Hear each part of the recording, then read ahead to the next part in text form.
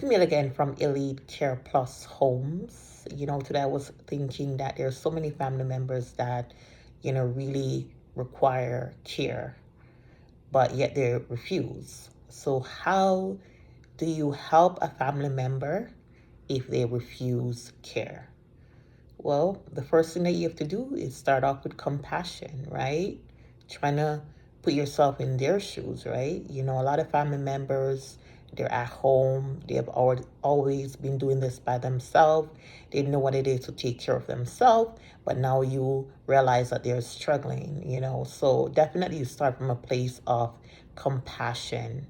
You let them know that you are concerned, because, for example, the things that they used to do grocery shopping for themselves, they used to cook for themselves. You realize that daily tasks are really tedious and hard for them.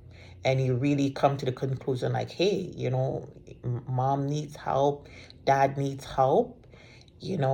How do I really get it across to mom or dad that, what, yes, you really need help, and you can seek help for them, but how do you get them to comply? Yeah, you really start from a place of letting them know how concerned you are, and that you believe that they do need the help to take care of certain things from them. Bring that to their attention, and really listen to their feedback, to their input, what they think. And, in terms of that, let them know the concern. And, if they agree with you at that time, sometimes you have to, take your time and maybe come back another time.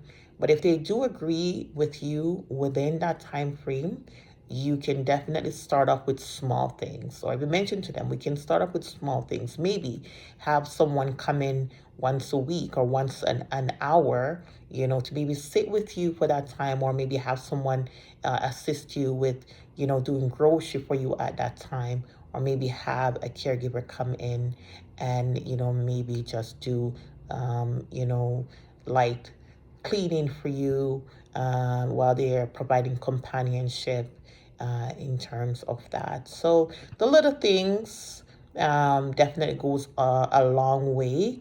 Never introduce the big things. Just start off with the little things, and then eventually, once there is comfort there, and if they're okay with just having someone coming in for respite, or having someone just come in, just for companionship, and then eventually you start off with the bigger things, like if they do need different types of care, if they do need different type of support, then eventually you will start off with that. So if you're not quite sure what to do, and if you're not quite sure how to go about it, to get your family on board, please reach out to us, message us, and we'll be happy to help.